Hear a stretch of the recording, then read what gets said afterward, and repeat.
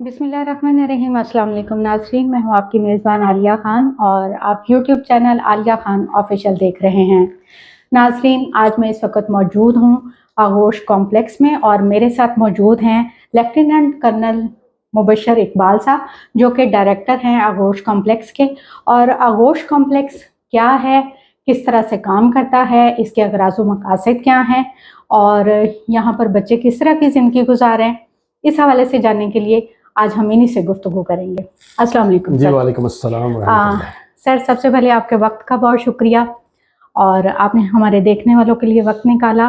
तो सर, थोड़ा सा अपना तारुफ दीजिएगा। पहले तो आपको वेलकम करते हैं हम जी बहुत आगोश शुक्रिया। कॉम्प्लेक्स के अंदर। और मेरा नाम कर्नल मुबशर है जी और मैं आर्मी से रिटायर्ड हूँ। 2015 में मैं आर्मी से रिटायर हुआ और उसके बाद से पिछले 10-11 सालों से अल्हम्दुलिल्लाह मिनहाजुल कुरान के साथ एफिलिएटेड है जी और आजकल मैं ये यतीम बच्चों का जो इदारा है हमारा आगोश ऑर्फन केयर होम, जी उसका डायरेक्टर हूँ जी। जी। सबसे पहले आप मुझे बताइएगा कि आगोश का क़याम कब अमल में लाया गया और इसके अगराज़ व मकासद क्या जी थे? देखें, आगोश इटसेल्फ जो नाम है ना, वो जी माँ की गोद से माखूज किया गया है। बिल्कुल। तो ये हजूर शेखुल इस्लाम प्रोफेसर डॉक्टर मोहम्मद ताहिर अल कादरी साहब ने इसको आगोश का नाम देने का मकसद ही यही था कि यतीम और बेसहारा बच्चों को एक माँ की गोद मुहैया की जाए। बिल्कुल। ये तो इसका आप ये कह लें जी कि बॉटम लाइन होगी। तो ये असल में बिल्डिंग जो है जिसमें अभी आप बैठी हैं, आपको पता है पाकिस्तान का सबसे बड़ा एतकाफ़ इस बिल्डिंग के अंदर होता है। कमो बेश 10 से 11 हज़ार लोग एतकाफ़ में बैठते हैं हर साल। जी तो ये इतना बड़ा कॉम्प्लेक्स है, इसको बुनियादी मकसद जो था बेसिकली इन ऑर्फन बच्चों के लिए एक शानदार किस्म की इन्वायरमेंट और उनके लिए लिविंग इन्वायरमेंट पैदा करनी थी। ये बिल्डिंग कंप्लीट हुई थी कोई 1999 में। ओके। लेकिन 2005 में जब पाकिस्तान के शुमाली इलाका जात में ज़ल्ज़ला आया तो उसके बाद जो ज़ल्ज़ला के मुतासरीन यतीम बच्चे थे, तो हज़ूर शेखुल इस्लाम ने फौरी तौर पर उन बच्चों को अकोमोडेट करने का हुक्म दिया जी कि फौरी तौर पर जो बच्चे उस ज़ल्ज़ले की वजह से यतीम हो गए हैं उनके लिए फौरी तौर पे रिहाइश का और तालीम का बंदोबस्त किया जाए। तो हमारा पहला बैच जो था वो 2005 में स्टार्ट हुआ जी और अभी ये पिछले 21 सालों से अल्हम्दुलिल्लाह हमारे पास पूरे पाकिस्तान से अभी बच्चे आ रहे हैं और इस वक्त 260 बच्चे और बच्चियां यहाँ पे मुकीम हैं जी। यानी कि ये 2005 से लेके अब तक बिला तातुल इदारा जी। खिदमत सर अल्हम्दुलिल्लाह 2005 से लेके तो आज तक ये इदारा जो है इंतहाई कामयाबी के साथ और एक तसलसल के साथ इन यतीम बच्चों की खिदमत में जो है वो अपनी काविशें पेश कर रहे हैं जी। माशाल्लाह सर, ये तो एक बहुत बड़ी काविश है कि एक तो सबसे पहली बात यह है कि बहुत सारी जगहों पे ऐसा होता है कि एक इदारा बना लिया जाता है लेकिन तसलसल कायम करना एक चैलेंजिंग होता है। तो जब आपने इसकी बागडोर संभाली तो फिर आपको चैलेंजेस का भी सामना करना पड़ा होगा, तो थोड़ा सा उसके बारे में जी। मैं आपको बताऊँ, देखिए वैसे तो यतीम बच्चों की कफ़ालत जो है वो बुनियादी तौर पर तो रियासत का काम है, उसके बाद फिर पूरे माशरे का काम है, हमारी मतलब पूरी कम्युनिटी का काम है कि इस तरह के हमारा मज़हब भी हमें ये सिखाता है कि यतीम बच्चों की कफ़ालत में हर इंसान को हिस्सा डालना चाहिए। लेकिन अनफॉर्चुनेटली हमें स्टेट की तरफ से कोई सपोर्ट नहीं है इस इदारे में। हमारे पास यहाँ पे जो निज़ाम है, जो फाइनेंशियल मॉडल है, वो प्योरली डोनेशंस के ऊपर और स्पॉन्सरशिप्स के ऊपर है। मतलब हर बच्चे का कोई एक न एक डोनर है या एक न एक कफील है जिसने उसकी कफालत का जिम्मा लिया हुआ है। जिस तरह हम अपने बच्चों की फीस पे करते हैं हर महीने, इसी तरह हमारे डोनर्स जो हैं वो एक कफालत के पैसे भिजवाते हैं जिससे इन बच्चों की यहाँ पे परवरिश होती है। तो जो चैलेंजेस आपने बताए हैं, तो ऑब्वियसली आप पाकिस्तान जैसे मुल्क में जहाँ पे अनफॉर्चुनेटली महंगाई बहुत ज़्यादा है और रोज़ बरोज़ बढ़ती जा रही है, इस महंगाई के दौर में एक अच्छा मुतवसत तबका भी जो है ना उसके लिए भी अपनी एंड मीट करना बहुत मुश्किल काम है। ऐसे ही है। अपने बच्चों को खाना खिलाना, तालीम देना मुश्किल बनता जा रहा है। तो वहाँ पर इस तरह के यतीम और बेसहारा बच्चों के लिए ऑब्वियसली हमारे पास जो सबसे बड़ा चैलेंज होता है वो फाइनेंस रिलेटेड ही होता है। लेकिन अल्लाह ताला के फजल करम से और सबसे बढ़कर हजूर शेखुल इस्लाम की दुआओं से और फिर हमारे जो डोनर्स हैं उनकी एक तसलसल के साथ इस इदारे के साथ जुड़े होने की वजह से हमारा ये चैलेंज जो है वो हमें अल्हम्दुलिल्लाह कभी भी कोई इतना ज़्यादा परेशान नहीं करता, क्योंकि हमारे डोनर्स जो हैं वो हर महीने जिसने एक डोनर बच्चे की, देखें 3 साल का बच्चा हमारे पास आता है, उसका एक फौरन एक डोनर उसको चुन लेता है जी कि ये बच्चा आज से इसकी कफालत का जिम्मा मैं लेता हूँ। फिर वो बच्चा जब तक यूनिवर्सिटी में पहुँचता है اچھی جاب کرنا شروع کرتا ہے، اس وقت تک وہ ڈونر اس کو ایک تسلسل کے ساتھ اس کی سپورٹ کرتا ہے. اور الحمدللہ ہمارے 99% ڈونر جو ہیں وہ ایک تسلسل قائم رکھتے ہیں، لیکن بیچ میں بعض اوقات بریک بھی آ جاتی ہے. تو پھر اس صورت میں ہم پھر کوئی نیا ڈونر ڈھونڈتے ہیں، جس سے وہ ایک نئے ڈونر کو ایک بچہ دے دیتے ہیں. تو ایک تو یہ چیلنج آ جاتا ہے ہمارے پاس. دوسرا جو ہمارے پاس جو بڑا چیلنج ہوتا ہے وہ بیسیکلی یہ بچے دیکھیں نا، جس طرح کے پور بیک گراؤنڈ سے آتے ہیں، ایک مطلب کے پی کے یا گلگت بلتستان کے دور دراز علاقے میں ایک بچہ ہے، اس کا والد فوت ہو گیا ہے اور ماں تو اس قابل نہیں ہے کہ وہ اپنا پیٹ پال سکے، تو اس نے بچے کو کہاں کھلانا ہے، اور تعلیم تو پھر پاکستان میں اور زیادہ مہنگی ہے. بالکل. تو یہ اس طرح کے ماحول کے بچے جب ہمارے پاس بیسیکلی ہم ایسے بچوں کو ٹارگٹ کرتے ہیں، ان کو ہم یہاں پر لے کر آتے ہیں. تو ان بچوں کو یہاں پر لے کر آنا، پھر ان کو مین سٹریم میں لے کے آنا اور عام بچوں کے ساتھ کمپیٹ کروانا، بورڈ کے امتحان دلوانا، پھر یونیورسٹی کی تعلیم دینا، یہ ایک بہت بڑا چیلنج ہوتا ہے ہمارے لیے. لیکن الحمدللہ ہمارا یہاں پہ جو نظام ہے، ہماری یہاں پہ جو انتظامیہ ہے، جو ہمارا یہاں پہ ایجوکیشن بورڈ ہے، جو ہمارے یہاں پہ اسکول اور کالج کے اساتذہ پرنسپلز ہیں، پھر تحفیظ القرآن ہے ہمارے یہاں پہ، تو ان کے لیے وہ اتنی موٹیویشن کے ساتھ اور اتنے جذبے کے ساتھ ان بچوں کی خدمت کرتے ہیں کہ وہ بچوں کو پھر وہ اس احساس کمتری کا شکار نہیں ہوتا، ایک تو پھر اس قابل بناتے ہیں کہ وہ بچہ ماشاءاللہ یونیورسٹی تک اپنی تعلیم مکمل کر سکے. بے شک. اچھا سر، آپ نے بات کی کہ آپ کے پاس مختلف جگہوں سے بچے آتے ہیں، تو اس کا طریقہ کار کیا ہے؟ مطلب آپ کی کوئی ٹرمز اینڈ کنڈیشنز ہوتی ہیں کہ بچے کی عمر اتنی ہونی چاہیے، یا بچہ کہیں کا بھی رہائشی ہو تو آپ اس کو رکھ لیتے ہیں؟ ہمارے پاس بچہ اور بچی دونوں؟ جی ہمارے پاس دونوں بچے اور بچیوں کے نا ایج میں ہم نے تھوڑا سا ڈفرینس رکھا ہوا ہے. انٹیک ہمارے پاس جو ہے وہ انٹیک کرائیٹیریا میں ہم ایک لڑکا جو ہے وہ 3 سے 11 سال کا بچہ لیتے ہیں. مطلب وہ بچہ اوبیسلی جس کا میں نے آپ کو بتا دیا یتیم اور بے سہارا بچہ ہے، بالکل، کیونکہ لوگ اس کو اپنی زکوٰۃ اور صدقات سے اس بچے کی کفالت کر رہے ہوتے ہیں. تو یہ چیزیں اس پہ جو ہے نا اپلیکیبل ہونی چاہیے. اس طرح کے بچے کو ہم لوگ لیتے ہیں. 3 سے 11 سال کی عمر ہونی چاہیے. اور پھر یہ ہے کہ دوسری شرط یہ ہے کہ ہم لوگ یہاں پہ نا ایک ٹپیکل آرفنیج نہیں ہے کہ بچوں کو یہاں پہ ڈمپ کر دیں، ان کو کھلائیں پلائیں اور پھر روانہ کر دیں. ہم لوگ ایجوکیشن بیسڈ آرفنیج ہیں کہ مطلب یہاں پہ بچوں کو رکھنا مقصد نہیں ہے، ان کو تعلیم دینا مقصد ہے. اور تعلیم بھی جو ہے وہ پلے گروپ سے لے کے تو پی ایچ ڈی تک کی تعلیم ان بچوں کو یہاں پر دی جاتی ہے. تو اس لیے جو یہاں پر جو بچے آتے ہیں ہمارے پاس یہاں پہ، ان کو انیشیلی 3 سے 11 سال کے بچے کو لیتے ہیں ہم لوگ. اس کی عمر کی مناسبت سے اس کا ایجوکیشن کا ٹیسٹ لیا جاتا ہے. وہ ٹیسٹ میں مطلب اتنا بچے کو ہونا چاہیے کم از کم کہ اگر 10 سال کا بچہ ہے تو کلاس 5 کا ٹیسٹ میں اگر وہ 50% سے 40% نمبر بھی لے لیتا ہے، مطلب اس قابل ہوتا ہے کہ تھوڑی سی اس کو پش مل جائے تو وہ چل سکتا ہے، تو اس کو ہم ایڈمیشن دے دیتے ہیں. لیکن اگر خدا نہ خواستہ کئی دفعہ ہوتا ہے ہمارے پاس یہاں پہ کہ 10 سال کا بچہ آیا ہے، وہ ماں کہتی ہے جی میں نے تو اس کو اسکول ہی نہیں بھیجا یہاں پہ. ہاں بالکل ڈمپ ہوتا ہے. جی بالکل. تو اس طرح کے بچے کو obviously دیکھیں ہم پلے گروپ میں تو بٹھا نہیں سکتے. اور یہ ہے ابھی ایجوکیشن انسٹیٹیوٹ، یہاں پہ صرف ڈمپ کرنا بھی مقصد نہیں ہے. تو پھر اس لیے ہماری تھوڑی سی یہ مشکل ہوتی ہے کہ ہم اس بچے کو یہاں پہ ریفیوز کر دیتے ہیں ایڈمیشن.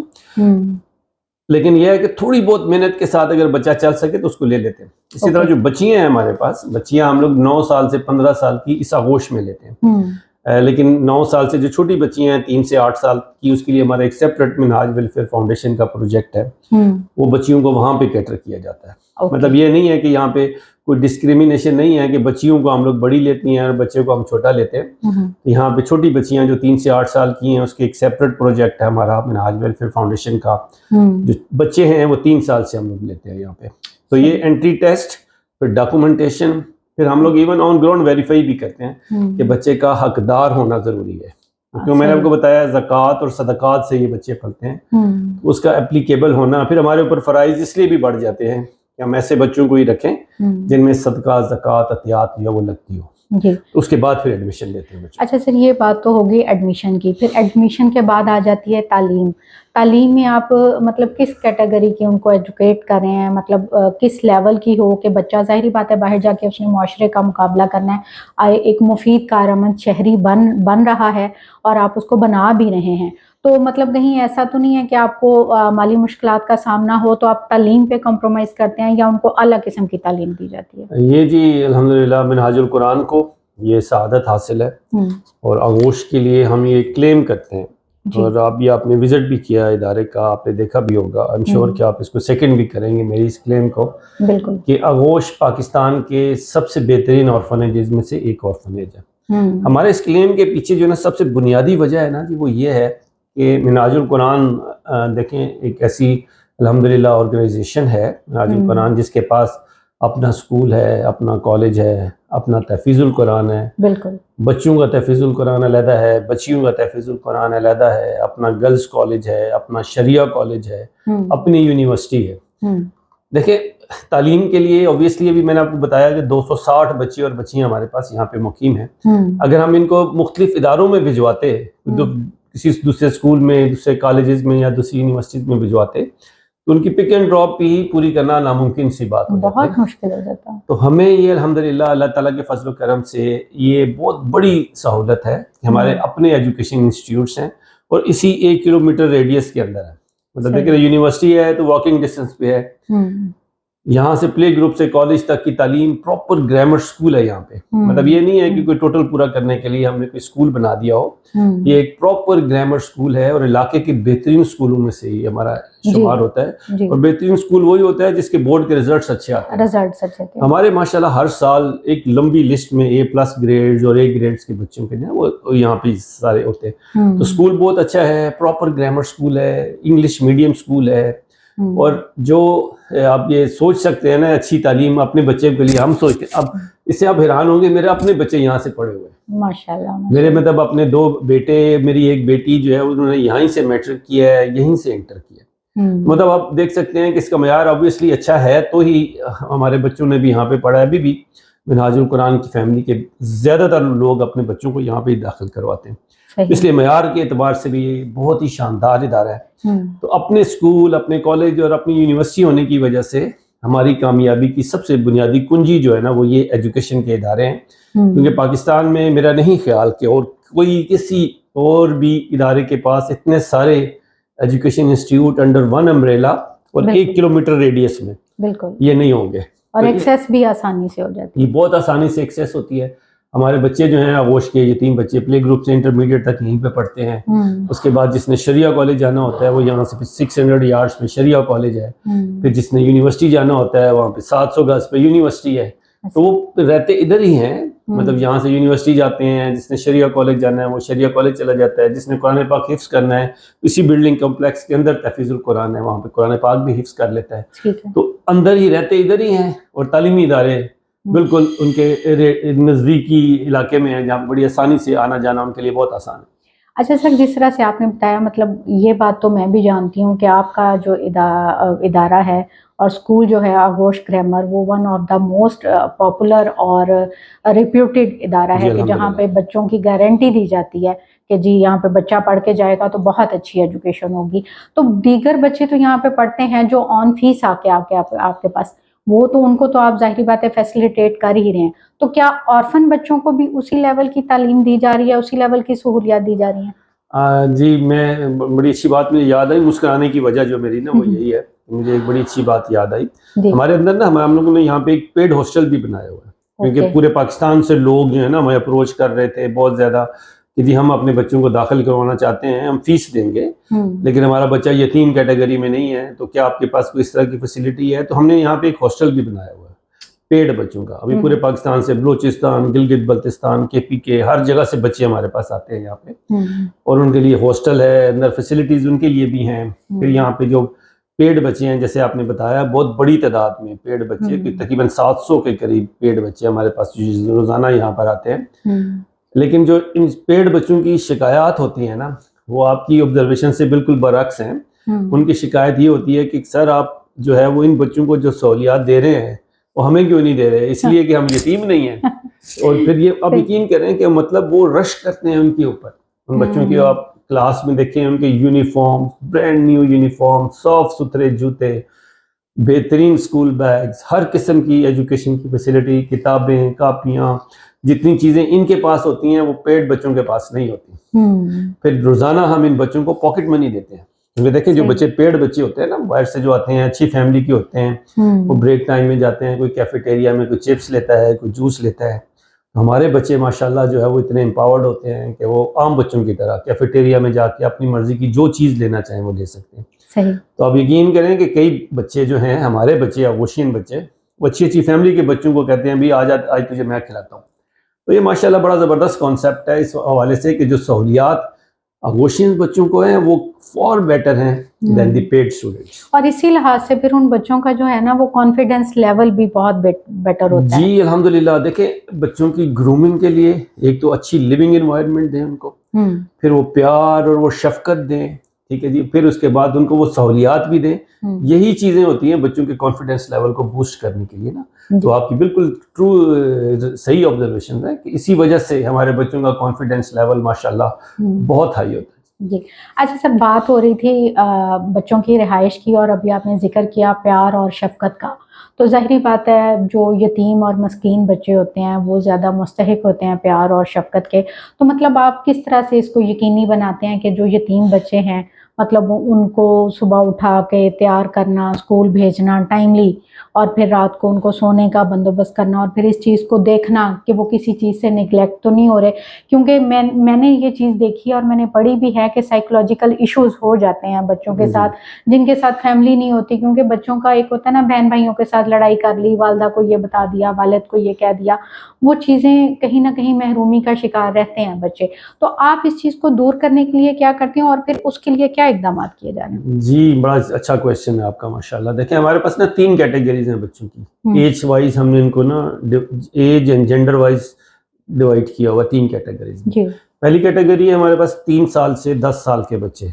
اچھا دیکھیں 3 سال کا بچہ تو ماشاءاللہ خود بھی مدر ہیں, آپ کے بھی ماشاءاللہ بچے ہیں. آپ دیکھیں 3 سال کا بچہ اتنا چھوٹا ہوتا ہے کہ اس کو ہر چیز کے لیے ماں چاہیے, ماں چاہیے بالکل. مطلب اس نے واش روم بھی جانا ہے, اپنے کپڑے چینج کرنے ہیں تو بھی ماں کی مدد کے بغیر نہیں کر سکتے. تو اس لیے جو چھوٹے بچے ہیں 3 سے 10 سال کی بریکٹ کے وہ ہمارے پاس ہیں 30 بچے. ان کو ہم نے ایک سیپریٹ ایریا دیا ہوا ہے جس کو مدر ایریا کہتے ہیں.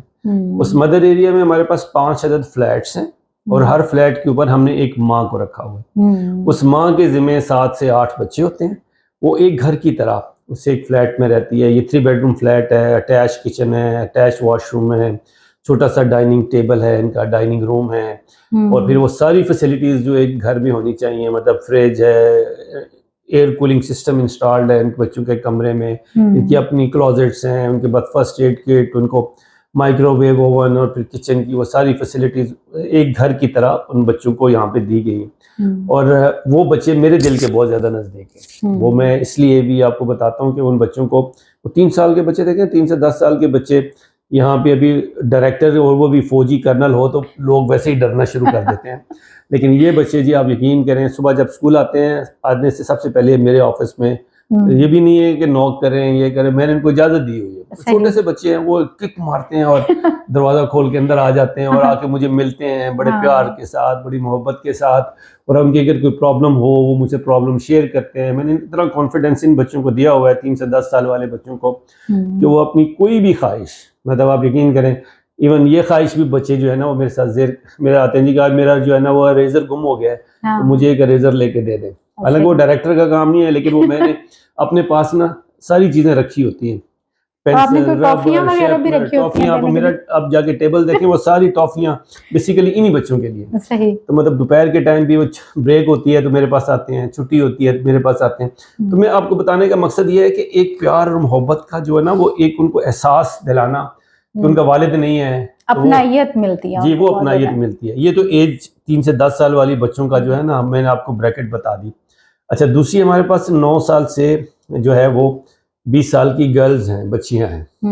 تو بچیاں بھی آبویسلی آپ دیکھیں جی کہ ایک کمزور پارٹ ہیں انفارچونیٹلی ہماری سوسائٹی کا, لیکن آپ ایک رول ماڈل ہے ہماری بچیوں کے لیے بھی کہ آپ جیسی ماشاءاللہ خواتین جو اتنی کانفیڈنٹ ہوتی ہیں اور اتنی جو ہے وہ پالشڈ ہیں اور ماشاءاللہ اتنا اچھا کام کر رہی ہیں, تو وہ بچیوں کو اس سے بڑی جو ہے نا وہ اپنائیت ملتی ہے, بڑی ایک آپ ان کو بتائیں ایک جذبہ ملتا ہے, ایک شوق ملتا ہے نا اس طرح. تو آپ جیسے لوگوں کو دیکھ کر ان بچیوں کو بھی میں نے نا ان کے لیے بھی میرے آفس کی فری انٹری ہے جی, وہ جب چاہیں میرے پاس آ سکتی ہیں. اور آپ حیران ہوں گی کہ مجھے ہر بچی کا نام زبانی یاد ہے. چھوٹے بچوں کا ہر بچے کا نام مجھے پتا ہے, اس کے ہر بچے کا مجھے بیک گراؤنڈ پتا ہے, یہ کہاں سے ہے, اس کے والد زندہ ہے یا نہیں ہے, تو جب ابھی اس کے اور بھی بہن بھائی ہیں یا نہیں ہیں, گھر کے کیا حالات ہیں, تو وہ سارے حالات جب آپ کو پتہ ہوتے ہیں تو پھر اسی حساب سے اس بچے کو ٹریٹ کرتے ہیں. تو ان بچوں میں یہ جو آپ نے بتایا نا احساس کمتری والی اور سائیکولوجیکل پرابلمس اس وجہ سے پیدا نہیں ہوتی. پھر ہماری جو مدرز ہیں, مائیں جو ہم نے رکھی ہوئی ہیں نا, وہ بھی صبح بچوں کو اٹھانا, نہلانا دھلانا, نماز پڑھانا, ان کا اسکول بیگ تیار کرنا, وہ تمام ذمہ داریاں جو اصل ماں نے نبھانی ہوتی ہیں وہ ماں نبھاتی ہے. وہ اس کو پھر جو ہے اپنی کیئر ٹیکر کو ماں ہی کہتے ہیں, اس کو ماما کہتے ہیں. ماما بچے کو جو آپ یقین کریں اتنی افیلیشن ڈیولپ ہو جاتی ہے ان بچوں کی اپنی اس ماں کے ساتھ کہ ان کی اگر اصل ماں بھی آئے ان کو ملنے کے لیے نا, تو وہ بعض اوقات کہتے ہیں جی ہم نے نہیں جانا آپ کے ساتھ. مطلب وہ اتنا پیار محبت ان بچے. پھر میری براہ راست ان کو انسٹرکشنز ہوتی ہیں مدرس کو بھی, کہ وہ مطلب رات کے ٹائم بچوں کو, بچے ہیں نا, بچوں کو کہتا ہے جی میں نے انڈا کھانا ہے یا میں نے نوڈلز کھانے ہیں, وہ اندر کچن ہے اندر ہی ان کے اپنے فلیٹ میں, اور ساری چیزیں ہم نے ان کو پرووائڈ کی ہیں, وہ پھر اسی وقت بنا کے تو ان کو دیتی ہے. تو یہ تو ایک بریکٹ ہوگی. دوسری بچیاں ہیں, بچیوں کی بریکٹ میں نے آپ کو بتا دی. تیسرا جو بلک ہے نا ہمارے پاس وہ 11 سال سے 20-21 سال کے بوائز ہیں. تو بوائز obviously دیکھیں ان کو ہینڈل کرنا, ان کو تھوڑا سا ڈسپلن رکھنا تھوڑا سا مشکل کام ہوتا ہے. تو اس کے لیے obviously پھر میں اپنا سختی والا روپ بھی دکھاتا ہوں, وہ آرمی والا پھر آپ رول لے کے آتے ہیں. جی وہ بھی روپ لے کے آتے ہیں بچوں پہ, تھوڑا سا ان کو ڈسپلن پہ رکھنا, ان کو یہاں پہ نا ایک پراپر ایک ٹائم ٹیبل کے مطابق یہ بچے زندگی گزارتے ہیں. مطلب کوئی یہ نہیں ہے کہ کوئی قید میں ہے, لیکن ان کو ہر طرح کی فلیکسیبلٹی بھی ہے. فیسلٹیز آپ نے دیکھی ہوں گی ان کے فلور کے اوپر, ان کو اتنا شاندار جم بنا کے دیا ہوا ہے ہم نے, کمپیوٹر لیبس ہیں, لائبریریز ہیں, سنوکر ٹیبلز ہیں, ان کے بیڈمنٹن کورٹ ہے, پلے گراؤنڈ ایریا ہے, انڈور گیمز ہیں, کیرم بورڈ, لوڈو, ساری فیسلٹیز بچوں کو ان کے فلور پہ حاصل ہیں. وہ ساری فیسلٹیز تو ہیں ہی ہیں, لیکن ڈسپلن پہ رکھنے کے لیے بچوں کو, ان کو ایک ٹائم ٹیبل کے اوپر ہم ان بچوں کو کہتے ہیں جی کہ آپ نے اس نے ٹائم ٹیبل کو ضرور فالو کرنا ہے ان بچوں کو. بچے جو ہیں وہ اپنا ٹائم ٹیبل کو فالو کرتے ہیں, جس سے جو ہے وہ صبح مطلب کس ٹائم انہوں نے اٹھنا ہے, پھر ان کا پراپر ہر ٹائم فکس ہے کہ کس وقت جائیں گے, تیار ہوں گے, ناشتہ کریں گے, کب جو ہے وہ اسکول کے لیے جائیں گے, پھر اسکول سے واپس آنے کا ٹائم ہے, پھر کھانے کھانے کا ٹائم ہے, پھر ان کے آرام کا ٹائم ہے, پھر ان کے گیمز کا ٹائم ہے, پھر ان کو شام کے ٹائم ہم نے ایک اکیڈمی رکھی ہوئی ہے, اس اکیڈمی پہ جاتے ہیں, پھر رات کو جو ہے ان کے کھیلنے کا ٹائم ہے, پھر نیوز پیپرز پڑھنے کا, انڈور گیمز کا, اس سے انجوائے کرنے کا ٹائم ہوتا ہے ان بچوں کا, پھر ایک لائٹس آف ٹائمنگز بھی ہیں. اس سب کو آبزرو کرنا جو ہے نا وہ ڈسپلن قائم کرنے کے لیے. پھر ہمارے جو بڑے بچے ہیں ان کے لیے ہم نے وارڈنز رکھے ہوئے ہیں, وارڈنز یہ ساری کارروائیاں جو ہیں تمام ایکٹیویٹیز ان بچوں کے ساتھ وہ مانیٹر کرتے ہیں.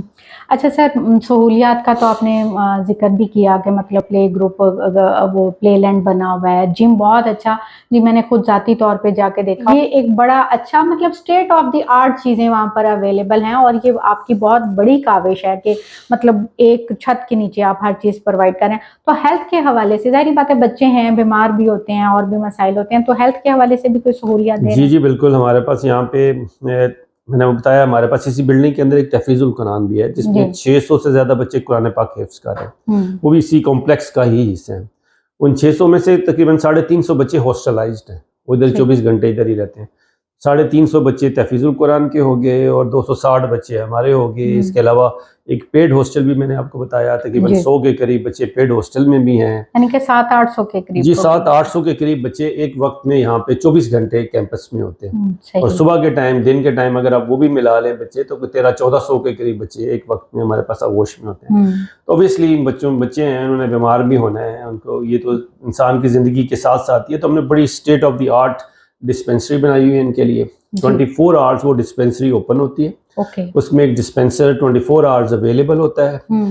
لڑکے زیادہ ہیں اوبیسلی, میں نے آپ کو جس طرح بتایا, لڑکوں نے لڑائیاں بھی کرنی ہیں, لازمی بات ہے, شرارتیں بھی کرنی ہیں, لڑکے تو ہوتے ہیں, اور تو وہ ہم نے ان کو پراپر کیٹر کیا ہوا ہے ان کے لیے نا. کسی کو چوٹ لگ جاتی ہے, خون نکل آتا ہے, کوئی ٹانکے لگانے ہیں, فوری طور پہ بخار ہو گیا ہے, تو اس کے لیے ایک بہت ہی زبردست قسم کی ڈسپینسری اور ایک چھوٹا سا ریٹینشن روم بھی ہے, جس میں 7 بیڈ لگے ہوئے ہیں, ایئر کنڈیشنڈ ہے, کہ اگر کوئی ٹیمپریریلی بچے کو ریٹین کرنا ہے, وہاں پہ کوئی ڈرپ لگانی ہے, یا بچے کو چوٹ لگ گئی ہے, یا کوئی خدا نخواستہ کسی ایسی کمیونیکیبل ڈیزیز میں ہے جو باقی بچوں کو لگ سکتی ہے, تو اس کو ہم یہاں پہ آئسولیٹ بھی کرتے ہیں. اچھا, اس کے علاوہ ہمارے پاس یہاں پہ بالکل نزدیک ایک کشور سلطانہ ہاسپٹل ہے, اس کے ساتھ ہمارا MOU ہے. وہ الحمدللہ we are really grateful to کشور سلطانہ, وہ ہمارے بچوں کو free of cost Indore out door medical facility جو ہے وہ فری آف کاسٹ دیکھتے ہیں. تو آج کل کے دور میں جو سب سے مہنگی چیز ہے نا جی وہ آپ کی صحت کا علاج ہے اور تعلیم ہے. تو یہ دونوں چیزیں ان بچوں کو اسٹیٹ آف دی آرٹ اور فری آف کاسٹ ان بچوں کو یہاں پہ اور مزے کی بات یہ کہ یہ دونوں شعبے جو ہے نا کسی بھی ریاست کا ستون ہوتے ہیں جی. اور کسی بھی گورنمنٹ کی کامیابی کے لیے ان دونوں شعبوں کا اچھے طریقے سے کام کرنا ضروری ہوتا ہے. اور بدقسمتی کی بات یہ ہے کہ یہ دونوں شعبے ہی کم از کم نیگلیکٹ ہو رہے ہیں, اس کے اوپر کام کرنے کی ضرورت ہے. اچھا سر, یہاں تک بات ہوگی بچوں کے بچپن کی, تعلیم کی اور ان کی. اب ہم تھوڑا سا آ جاتے ہیں بچوں کے بڑے ہونے کے, کالج لیول پہ, یونیورسٹی لیول پہ. اب بچے بڑے ہو گئے, مطلب اس کے بعد اتنے ہو جاتے ہیں کہ وہ اپنے پیروں پہ کھڑا ہو جائے, تو کیا آپ مطلب ان کو پھر چھوڑ دیتے ہیں, ان کو ساتھ لے کے چلتے ہیں, ان کو کالج لیول پہ, یونیورسٹی لیول پہ تعلیم دلاتے ہیں, پھر ان کو اپنے پیروں پہ کھڑا کس طرح سے کرتے ہیں؟ اچھا یہ ہمارے نا آغوش کا سلوگن جو ہے نا وہ ہے جی we are family for ever and we shall leave you never. کہ ہمارا ان بچوں کے ساتھ جو تعلق ہے نا جی وہ لائف لانگ ہے. اور ہمیں یہی ہمارا سلوگن صرف کہنے کی حد تک نہیں ہے, وی ریئلی مین اٹ. اور ہمیں ہمارا یہ سلوگن ہی ہمیں باقی تمام آرفنیجز سے منفرد کرتا ہے. کیونکہ میں نے ابھی تمام آرفنیجز پڑھے ہیں, نہ صرف پاکستان میں, آپ حیران ہوگی پوری دنیا میں کوئی ایسا آرفنیج نہیں ہے جو 3 سال سے ایک بچے کو لے اور پھر ساری زندگی اس کی کفالت کرے. تو یہ اعزاز الحمدللہ آغوش کو حاصل ہے جی. ہمارے پاس جو بچے ہوتے ہیں وہ 3 سال کا بچہ لے کے پھر ہم اس کو ساری زندگی سپورٹ کرتے ہیں.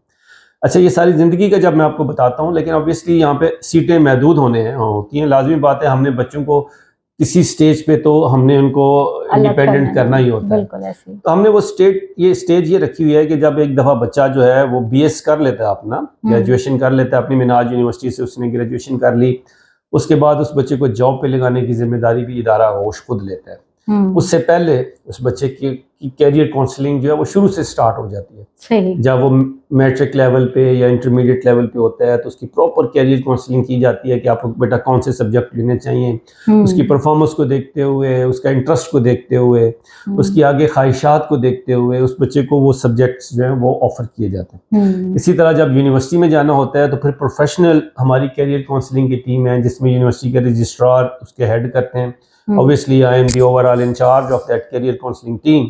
ہم اس بچوں کو بٹھا کے ان کے گارڈینس کو بھی بلاتے ہیں, اگر ان کی ماں زندہ ہے ان سے بھی پوچھتے ہیں ہاں جی آپ بتائیے آپ کا بیٹے کو آپ کیا بنانا چاہتی ہیں. پھر بیٹے کے ساتھ ڈسکس کیا جاتا ہے کہ بیٹا آپ کی پرفارمنس یہ ہے کہ آپ جو ہے وہ کمپیوٹر سائنس میں چلے جائیں یا آپ لاء پڑھ لیں, لاء کالج میں چلے جائیں, میڈیکل لیب ٹیکنالوجی میں چلے جائیں. مطلب یہ کیریئر کاؤنسلنگ کی فیسلٹی بھی جو ہم اپنے بچوں کی نہیں کرتے وہ الحمدللہ آغوش کے بچوں کی وہ کیریئر کاؤنسلنگ بھی کی جاتی ہے. اچھا پھر وہ جو بچہ جب اپنا BS کر لیتا ہے اس کے بعد اس کو جاب پہ لگاتے ہیں ہم, جب اس قابل ہو جاتا ہے کہ وہ اچھی ارننگ سٹارٹ کر لے اس کا اور اپنی بیوہ ماں کا باقی بہن بھائیوں کو لک آفٹر کر سکے, تو پھر اس کو ہم انڈیپینڈنٹ کرتے ہیں کہ ٹھیک ہے بیٹا ابھی آپ اس قابل ہو گئے ہیں. جیسے ہم اپنے گھروں میں بھی آپ دیکھیں اپنے بچوں کو بھی آپ اس کا ایک حد تک بوجھ اٹھاتے ہیں. جب وہ اس قابل ہو جاتا ہے کہ اپنی ارننگ سٹارٹ کر لیتا ہے تو پھر اس کے بعد وہ آپ کے اوپر کم از کم بوجھ نہیں ہوتا. ایگزیکٹلی اسی طرح یہ بچے بھی, ان کو ہم آرفن پینل سے نکالتے ہیں لیکن آغوش کے پینل پہ وہ بچے ساری زندگی رہتے ہیں. صحیح. اچھا وہ اپنی جاب کے ساتھ وہ بچہ جو ہے وہ MPhil کرنا چاہتا ہے یا PhD کرنا چاہتا ہے تو ادارہ فری آف کاسٹ اس کو یہ سہولت دیتے ہیں. اسی طرح جو بچی ہیں ہمارے پاس یہاں پہ آتی ہیں, وہ چھوٹی سی عمر کی بچی آتی ہے, اس کو مطلب BS کرانے کے بعد اس کو شادی کا پلیٹ فارم آغوش پرووائڈ کرتا ہے. اس کی بارات کو یہاں پہ ریسیو کیا جاتا ہے, بچی کو جہیز دیا جاتا ہے, اپنی بیٹیوں کی طرح اس کو یہاں سے رخصت کیا جاتا ہے. اچھا پھر وہ کہتے ہیں کہ کیا یہاں پہ بات ختم ہو جاتی ہے, تو یہاں پہ بات ختم نہیں ہوتی. ان بچوں کے ساتھ تعلق جو ہے نا ہمارا رشتہ ہمارے ساتھ جڑا رہتا ہے. ہم نے ایک ایلومنائی گروپ بنایا ہوا ہے جس میں کہ اوور 150 بچے ہمارے ایسے ہیں جو یہاں سے گریجویٹ ہو کے ابھی جابس کر رہے ہیں, کوئی بہترین بزنسز کر رہے ہیں, وہ سارے آغوش کے ساتھ جڑے ہوئے. صحیح. تو آپ حیران ہوں گی کہ ان میں سے کئی بچوں نے آگے بچوں کی کفالت بھی لی ہوئی ہے, جو اتنے ہیں ماشاءاللہ اچھا کما رہے ہیں, انہوں نے آگے بچوں کی کفالت لی ہوئی ہے جی کہ ٹھیک ہے میں اس کا ابھی اسپانسر بنتا ہوں آگے بچوں کا. صحیح. اچھا وہ بچے جب یہاں سے ابھی گریجویٹ ہو گئے ہیں, وہ ان کا ہم سال میں 2 دفعہ ایک ایلومنائی گیٹ ٹوگیدر بھی کرتے ہیں آغوش. اچھا. وہ ہر سال آتے ہیں, پورے بچے آتے ہیں بڑے شوق کے ساتھ. ان کا ایک گروپ ہے, واٹس ایپ کا گروپ ہے, اس میں بھی شامل ہوں. وہ اپنی ایکٹیویٹی آغوش کے حوالے سے اپنے طور پہ بے شمار ایکٹیویٹیز کرتے رہتے ہیں تاکہ ان کا ایک رشتہ جو ہے وہ آغوش کے ساتھ قائم رہے. قائم رہے. اچھا پھر یہ بھی ہم آفر کرتے ہیں. دیکھیں اگر بچہ جی 5 سال کے بعد اس کی جاب چھوٹ گئی ہے تو وہ کیا کرے, تو وہ ہمارا بچہ ہے, وہ دوبارہ ہمارے پاس آتا ہے. جسٹ لائک پیرنٹس ہم اس بچے کو دوبارہ جاب پہ لگاتے ہیں. تو وہ ایک مثال میں دیتا ہوں, یونائٹڈ نیشن کا ایک گروپ آیا ہمارے پاس وزٹ کرنے کے لیے. منہاج یونیورسٹی میں یہاں پہ انٹرنیشنل کانفرنس ہو رہی تھی, تو انہوں نے آغوش کا وزٹ کیا. تو وہاں پہ جو ایک یونائٹڈ نیشن کے بڑے سینئر ان کے ممبر تھے, انہوں نے کہا جی کہ میں دنیا کا کوئی کانٹیننٹ ایسا نہیں ہے جہاں پہ میں نہیں گیا, لیکن کہتے نہیں کہ میں نے یہ فیسلٹی کہ 3 سال کی عمر سے بچے کو لے کے پھر ساری زندگی تک اس کو سپورٹ کرنے کی میں نے دنیا میں کہیں نہیں دیکھی. تو یہ ہمارے لیے بڑا اعزاز ہے کہ الحمدللہ. تو یہ دیکھیں مطلب ادارہ بچوں کو صرف ایک دفعہ جو 3 سال کا بچہ آ گیا ہے نا, وہ ایسے ہی ہے جیسے ہمارا اپنا بچہ ہو, پھر ہم اسی طرح اس کو لک آفٹر کرتے ہیں ساری زندگی کے لیے. بے شک. سر آخر پہ آپ ہمارے دیکھنے والوں کو کوئی پیغام دینا چاہیں؟ جی میں بالکل, ایک تو آپ کا شکریہ ادا کرتا ہوں کہ آپ تشریف لائیں. تو میرا پیغام ابھی یہ ہے کہ پورے پاکستان میں ایسے یتیم اور بے سہارا بچے جن کو آپ جانتے ہیں, یا اگر وہ ان کے گارڈینز میرا یہ پیغام سن رہے ہیں, تو وہ یہ یقین رکھیں کہ آغوش انہی بچوں کے لیے بنا ہے, آپ جیسے آپ کے بچوں کے لیے بنا ہے. یہاں پہ کوئی ڈسکریمنیشن نہیں ہے, کوئی سفارش نہیں ہے. اگر بچہ ایلیجیبل ہے اور ہمارے پاس ویکینسی ہے تو ہم کسی سفارش کو نہیں مانتے. الحمدللہ اللہ تعالیٰ کے فضل و کرم سے ان بچوں کے لیے یہ فیسلٹی اویلیبل ہے. اور دوسرا اوبیسلی ہم لوگ یہاں پہ ڈونیشنز کے اوپر اور اسپانسرشپس کے اوپر ہیں. تو جتنے بھی لوگ یہ استطاعت رکھتے ہیں اور یہ شوق رکھتے ہیں کہ ان یتیم بچوں کی کفالت کا شوق رکھتے ہیں, جس کے لیے رسول پاک صلی اللہ علیہ وآلہ وسلم نے اپنی یہ 2 انگلیاں یوں ملا کے فرمایا تھا کہ یتیم کی کفالت کرنے والا اور میں جنت میں اس طرح ہوں گے. تو جن کو رسول پاک صلی اللہ علیہ وآلہ وسلم کی رفاقت کا شوق ہے اور وہ بھی اتنا نزدیک, تو وہ ان بچوں کے لیے اپنا کنٹریبیوشن کریں, ہمارا حصہ بنیں, منہاج القرآن انٹرنیشنل اور منہاج ویلفیئر فاؤنڈیشن کا حصہ بنیں, اور اس لا محدود جو ہے وہ انعامات جو اللہ تعالیٰ کے ہیں اس میں اپنا حصہ آپ ضرور حاصل کریں. میں دعوت دوں گا کہ آپ جو بھی آپ یہ پروگرام دیکھ رہے ہیں, آپ لوگ آغوش لاہور کا ضرور وزٹ کریں اور اپنی آنکھوں سے دیکھیں کہ یہ جو باتیں ہم نے ابھی کیں, یہ فیسلٹیز یہاں پہ اسی طرح موجود ہیں. Thank you very much. سر آپ کے وقت کا بہت شکریہ, بہت تفصیلی انٹرویو دیا, اس کے لیے میں آپ کی تہہ دل سے تھینک یو ویری مچ, بہت شکریہ. بہت شکریہ. جی ناظرین, آپ نے کرنل مبشر اقبال صاحب کی گفتگو سنی, اور یہ آنکھوں دیکھی بات ہے. میں نے خود آغوش کا وزٹ کیا, یہاں پر بچوں کو بلا تفریق تمام سہولیات فراہم کی جا رہی ہیں. بچوں کے لیے ایکٹیویٹی سینٹر موجود ہیں, بچوں کے کھانے پینے کی ہر چیز کا سہولت کا خیال رکھا جاتا ہے. بچوں کے لیے جو ہے پلے گراؤنڈ بنا ہوا ہے, اس کے علاوہ بچوں کی صحت کا خیال رکھا جاتا ہے. بچوں کو یہاں پر سب سے بڑی بات یہ ہے کہ مفید اور معیاری تعلیم, جو میں سمجھتی ہوں کہ ایک صاحب استعداد جو لوگ ہوتے ہیں وہ بھی اپنے, اگر ان کے 3 سے 4 بچے ہیں تو مر کے کسی ایک آدھے بچے کو اچھی تعلیم دلا سکتے ہیں, اور باقیوں کے لیے مشکل ہو جاتی ہے. تو یہاں پر تمام بچوں کو ایک معیار کے اوپر, ایک لیول کے اوپر ایک معیاری تعلیم فراہم کی جاتی ہے. اور سب سے بڑی بات یہ کہ صرف ان کو یہاں پہ پڑھایا نہیں جاتا, ان کی کردار سازی بھی کی جاتی ہے, ان کو دین اور دنیا بھی بتائی جاتی ہے, اور اس کے بعد جو ہے ان کو اپنے پیروں پر کھڑا کرنے کے لیے ان اس ملک کا مفید اور جو ایک مفید کارکن اور مفید شہری ہے وہ بنانے کے لیے اہم کردار ادا کیا جاتا ہے. تو آخر پر میں یہ اپنے تمام دیکھنے والوں کو, میرے جتنے بھی سبسکرائبر ہیں, میرے فالوورز ہیں, میں سب کو یہی کہوں گی کہ نیکی اور خدمت اللہ تعالیٰ کسی کو نصیب کرتا ہے. تو یہ ایک اچھا موقع ہے, اگر آپ دیکھ رہے ہیں اور آپ کے دل میں کہیں نہ کہیں یہ تھوڑی سی خواہش پیدا ہوتی ہے, تو آپ ایک دفعہ ضرور آغوش کا وزٹ کریں اور آپ دیکھیں کہ بچوں کے لیے کس طرح سے بغیر کسی ذاتی مفاد, بغیر کسی مقصد کے یہ اس طرح کا کار خیر انجام دیا جا رہا ہے. تو میں اپنے تمام دیکھنے والوں کو کہوں گی کہ آپ اپنی جتنی بھی ڈونیشن دے سکتے ہیں, آگے فارورڈ کر سکتے ہیں, وہ ضرور کیجئے, کیونکہ یہ ایک اچھا پیغام ہے اور جس کو صدقہ جاریہ سمجھ کر شیئر کریں. اگر آپ نہیں کر سکتے تو آگے کہیں نہ کہیں کسی نہ کسی وسیلے سے کسی ایک بچے کی کفالت ضرور ہو سکتی ہے. تو اگر آپ کو میری ویڈیو پسند آئی ہو تو اسے لائک کیجیے گا. عالیہ خان آفیشیل کو اگر ابھی تک آپ نے سبسکرائب نہیں کیا تو سبسکرائب کیجیے گا. اس کے ساتھ ہی اجازت دیجیے. اللہ حافظ.